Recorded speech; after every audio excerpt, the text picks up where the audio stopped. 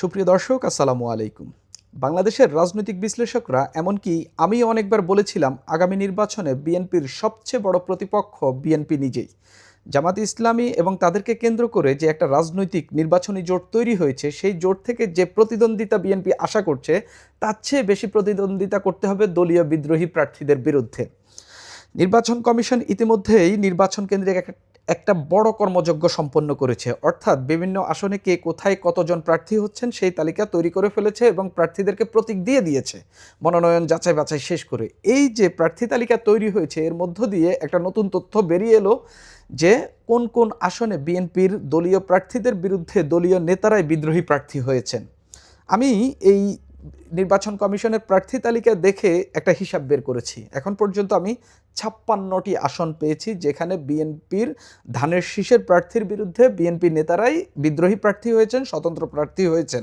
আমি কথা বলবো কোন কোন আসনে বিএনপির বিদ্রোহী প্রার্থী রয়েছে এবং কোন কোন আসনে বিএনপির দলীয় প্রার্থীরা বিদ্রোহীদেরকে মোকাবেলা করতে হবে, সেই সব আসনের কথাই বলবো এবং এর মধ্য দিয়ে কী ঘটতে পারে তা নিয়েও একটু কথা বলবো। ৫৬টি আসনে বিএনপির নেতারা বিদ্রোহী প্রার্থী হয়েছেন, অর্থাৎ ধানের শীষের প্রার্থীর বিরুদ্ধে বিএনপির নেতারাই দাঁড়িয়ে গেছেন, অর্থাৎ সেই সব আসনে বিএনপির নেতাদেরকে, দলীয় প্রার্থী এবং বিদ্রোহী প্রার্থীকে বিএনপির যে ভোট রয়েছে, স্টক ভোট, সেই ভোটকে তাদেরকে ভাগাভাগি করতে হবে। এর মধ্য দিয়ে বিএনপি মোটামুটি এই ৫৬ আসনে একটা বড়সড় বিপদের মধ্যে রয়েছে। সেই আসনগুলো কোন কোনগুলো আমি একটু বলি। দিনাজপুর ২, এখানে বিদ্রোহী প্রার্থী হইলেন আনম বজলুর রশিদ আর দলের প্রার্থী হইলেন সাদিক রিয়াজ।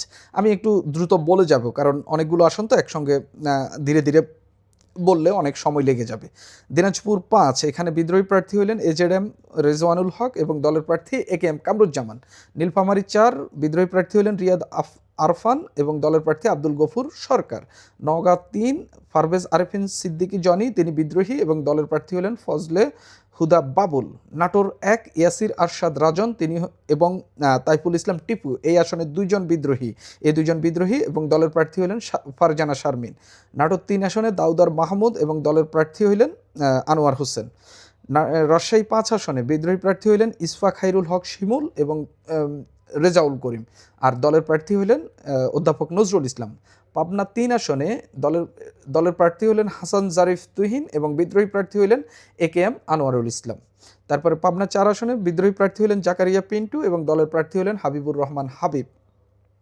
কুষ্টিয়া ১ আসনে বিদ্রোহী প্রার্থী হলেন নুরুজ্জামান হাবলু মোল্লা এবং দলের প্রার্থী হলেন রেজা আহমেদ বাচ্চু মোল্লা। নড়াইল ২ আসনে বিএনপি এই লোকটিকে মনোনয়ন দিয়েছিল, পরবর্তীতে তার মনোনয়ন কেড়ে নেওয়া হয়, বাতিল করা হয় এবং ফরাদুজ্জামান ফরাদকে শেষ পর্যন্ত বিএনপি মনোনয়ন দেয় এবং মনিরুল ইসলাম বিদ্রোহী প্রার্থী হয়েছেন। অর্থাৎ বিএনপি তাকে মনোনয়ন দিলেও শেষ পর্যন্ত বাতিল করে এবং ফরাদুজ্জামান ফরাদকে মনোনয়ন দেয় এবং মনিরুল ইসলাম সংক্ষুব্ধ হয়ে শেষ পর্যন্ত বিদ্রোহী প্রার্থী হয়ে গেলেন।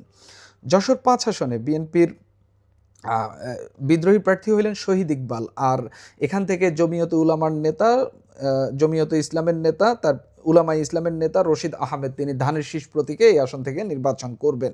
সাতক্ষীরা ৩ আসন, যে আসনে অনেক বিক্ষোভ হইল কিন্তু প্রার্থী পাল্টানো হইল না, ডাক্তার শহীদুল ইসলাম বিদ্রোহী প্রার্থী হয়েছেন, দলের প্রার্থী হইলেন কাজী আলাউদ্দিন। বাগেরহাট ১ আসন, একেবারে শেষ দিকে বিএনপি মনোনয়ন দিয়েছিল, এই আসনে বিদ্রোহী প্রার্থী হলেন ইঞ্জিনিয়ার মাসুদ, দলের প্রার্থী হলেন কপিল কৃষ্ণ মণ্ডল। আর বাগেরহাট ৪ আসনে বিএনপির বিদ্রোহী প্রার্থী হলেন খায়রুজ্জামান শিপন এবং দলের প্রার্থী হলেন সোমনাথ দে। বরিশাল ১ আসনে বিএনপির প্রার্থী হলেন আব্দুস সোবান, দলের প্রার্থী হলেন জহিরুদ্দিন স্বপন। তারপরে ফিরোজপুর ২ আসনে মোহাম্মদ মাহমুদ হোসেন হলেন বিদ্রোহী প্রার্থী, দলের প্রার্থী হলেন সোহেল মঞ্জুর। নারায়ণগঞ্জ ১ আসনে দুলাল হোসেন হলেন বিদ্রোহী প্রার্থী এবং দলের প্রার্থী হলেন মোস্তাফিজুর রহমান ভূঁইয়া দীপু। নারায়ণগঞ্জ ২ আসনে আতাউর রহমান খান আঙ্গুর, দলের বিদ্রোহী প্রার্থী এবং দলের প্রার্থী হইলেন নজরুল ইসলাম আজাদ। নারায়ণগঞ্জ ৩ আসনে বিদ্রোহী প্রার্থী হইলেন রেজাউল করিম এবং দলের প্রার্থী হইলেন আজহারুল ইসলাম মান্নান। টাঙ্গাইল ১ আসনে মোহাম্মদ আলী বিদ্রোহী প্রার্থী এবং দলের প্রার্থী হলেন ফকির মাহবুব আনাম স্বপন। টাঙ্গাইল ৩ আসনে লুৎফুর রহমান খান আজাদ হইলেন বিদ্রোহী প্রার্থী এবং দলের প্রার্থী হইলেন এসএম ওবায়দুল হক নাসির।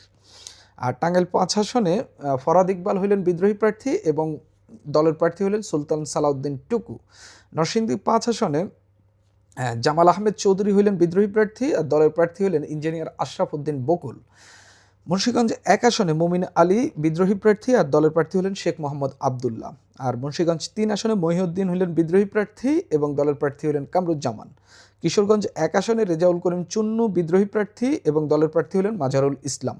কিশোরগঞ্জ ৫ আসনে এই শেখ মুজিবুর রহমান ইকবালকে বিএনপি মনোনয়ন দিয়েছিল, শেষ পর্যন্ত সৈয়দ এহসানুল হুদাকে মনোনয়ন দেয় এবং শেখ মুজিবুর রহমান ইকবালের মনোনয়ন বাতিল করা হয়। আমরা দেখলাম শেখ মুজিবুর রহমান ইকবালের সমর্থকরা কিভাবে বিক্ষোভ করেছেন, রেলপথ অবরোধ করেছেন, কিন্তু তাকে আর বিএনপি প্রার্থী করেনি। এখন তিনি বিদ্রোহী প্রার্থী হিসেবে শেখ মুজিবুর রহমান ইকবাল দাঁড়িয়ে গেছেন। ময়মনসিংহ ১ আসনে বিদ্রোহী প্রার্থী হলেন সালমান ওমর রুবেল, দলের প্রার্থী সৈয়দ ইমরান সালেহ প্রিন্স। তারপরে ময়মনসিংহ ১০ আসনে এবি সিদ্দিকুর রহমান বিদ্রোহী প্রার্থী, দলের প্রার্থী হলেন আক্তারুজ্জামান। ময়মনসিংহ ১১ আসনে মোর্শেদ আলম বিদ্রোহী প্রার্থী, দলের প্রার্থী ফখরউদ্দিন আহমেদ। নেত্রকোনা ৩ আসনে দেলোয়ার হোসেন ভূঁইয়া হলেন বিদ্রোহী প্রার্থী এবং দলের প্রার্থী রফিকুল ইসলাম হেলালি। শেরপুর ৩ আসনে আমিনুল ইসলাম বাদশাহ বিদ্রোহী প্রার্থী, দলের প্রার্থী মাহমুদুল হক রুবেল। মাদারীপুর ১ আসন, এই আসনে কামাল জামাল উদ্দিন মোল্লা এবং লাবলু সিদ্দিকী হলেন বিদ্রোহী প্রার্থী আর দলের প্রার্থী হলেন নাদিরা আক্তার। আপনাদের মনে রাখা দরকার, বিএনপি যখন ৩ নভেম্বর প্রথম ২৩৭ আসনে প্রার্থী তালিকা ঘোষণা করে, তখন কামাল জামাল মোল্লাকে এই আসনে বিএনপি প্রার্থী করে। এরপর একটা বিতর্কিত ভিডিও ছড়িয়ে পড়ার পর বিএনপি তার প্রার্থিতা স্থগিত করে। এরপর আমরা দেখলাম দ্বিতীয় দফায় নাদিরা আক্তারকে এই আসনে মনোনয়ন দেয় এবং কামাল জামাল মোল্লার সমর্থকরা ব্যাপক বিক্ষোভ করলেন, কোনো কাজ হলো না। এখন তিনি বিদ্রোহী প্রার্থী দাঁড়িয়েছেন এবং অনেকেই বলছেন এই আসনে কামাল জামান মোল্লাই জয়লাভ করবেন, এরকম কথাবার্তা বলছেন। মাদারীপুর ২ আসনে মিল্টন বৈদ্য হইলেন বিদ্রোহী প্রার্থী, দলের প্রার্থী জাহানদার আলী মিয়া। তারপরে রাজবাড়ী ২ আসনে নাসিরুল হক সাবু বিদ্রোহী প্রার্থী, দলের প্রার্থী হারুনুর রশিদ। গোপালগঞ্জ ২ আসন আওয়ামী লীগের একেবারে দুর্গের মধ্যেও বিএনপির এই পরিমাণ কোন্দল, অর্থাৎ বিদ্রোহী দেখতে হচ্ছে। গোপালগঞ্জের ৩টি আসনের মধ্যে ২টি আসনে বিএনপিকে বিদ্রোহী প্রার্থীকে মোকাবেলা করতে হবে। এম.এস. খান মঞ্জু এবং সিরাজুল ইসলাম সিরাজ গোপালগঞ্জ ২ আসনে বিএনপির বিদ্রোহী প্রার্থী আর দলের প্রার্থী হলেন কে.এম. বাবর আলী। গোপালগঞ্জ ৩ আসনে হাবিবুর রহমান হাবিব বিদ্রোহী প্রার্থী আর কৃষক দলের সভাপতি সম্ভবত এস.এম. জিলানি, তিনি হলেন দলের প্রার্থী। সুনামগঞ্জ ৩ আসনে দলের প্রার্থী হলেন মোহাম্মদ কয়সর আহমেদ আর বিদ্রোহী হইলেন আনোয়ার হোসেন। সুনামগঞ্জ ৪ আসনে জয়নুল জাকেরিন বিদ্রোহী প্রার্থী, দলের প্রার্থী নুরুল ইসলাম। সিলেট ৫ আসনে মামুনুর রশিদ চাকসু মামুন, তিনি হইলেন দলের বিদ্রোহী প্রার্থী আর দল থেকে জমিয়তে উলামাকে এই আসনটি দেওয়া হয়েছে। ওবায়দুল্লাহ ফারুক, জমিয়তে উলামা ইসলামের প্রধান ওবায়দুল্লাহ ফারুক এই আসন থেকে বিএনপির জোট সঙ্গী বা জোটের প্রার্থী হিসেবে নির্বাচন করবেন। মৌলভীবাজার ৪ আসনে মহসিন মিয়া মধু, তিনি হলেন বিদ্রোহী প্রার্থী আর দলের প্রার্থী হলেন মুজিবুর রহমান চৌধুরী।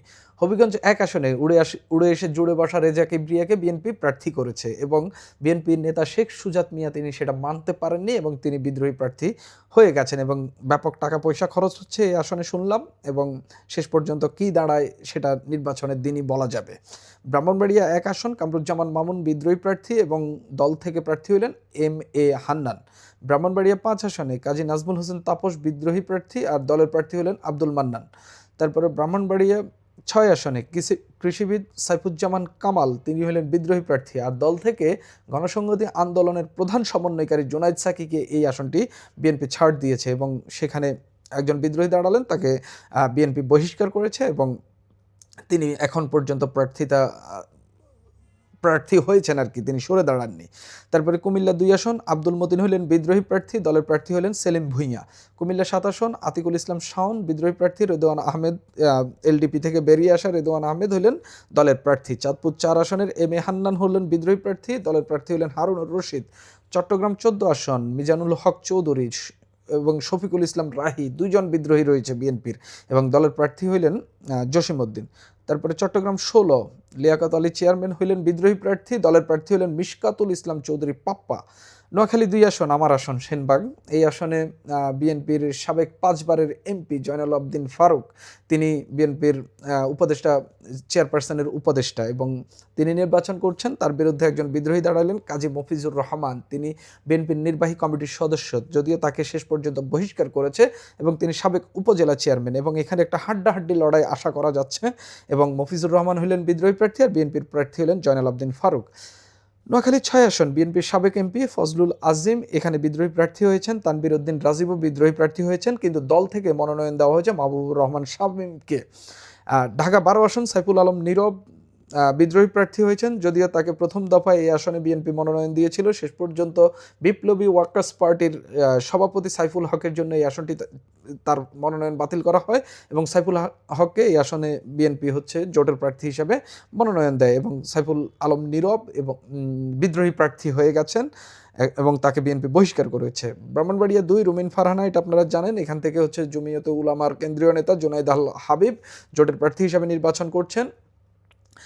পটুয়াখালী ৩, এটাও আপনারা জানেন, হাসান মামুন এখান থেকে বিএনপির বিদ্রোহী প্রার্থী হিসেবে নির্বাচন করছেন এবং নুরুল হক নূরকে, গণ অধিকার পরিষদের সভাপতি নুরুল হক নূরকে বিএনপি এই আসনটি ছাড় দিয়েছে। এই হইল বিএনপির ৫৬ আসনের তালিকা আর কি, যেখানে বিএনপির বিদ্রোহী প্রার্থী রয়েছেন। তো এই আসনগুলোতে বিএনপিকে, জামাতকে তো মোকাবেলা করতে হবে, জামাত জোটকে মোকাবেলা করতে হবে, অন্যান্য ২-১ স্বতন্ত্র থাকলে তাদেরকেও মোকাবেলা করতে হবে। সবচেয়ে বড় কথা, বিএনপির সবচেয়ে বড় প্রতিদ্বন্দ্বী হয়ে থাকবে বিএনপির দলীয় বিদ্রোহীরা। কেননা বিএনপির যে ভোট, আওয়ামী লীগ এবং বিএনপির প্রায় কাছাকাছি পরিমাণের ভোট রয়েছে, অর্থাৎ এই ভোট যদি ভাগ করে আপনাকে জামাতের সঙ্গে জিততে হয়, সেক্ষেত্রে এটা আপনার জন্য অনেক কঠিন।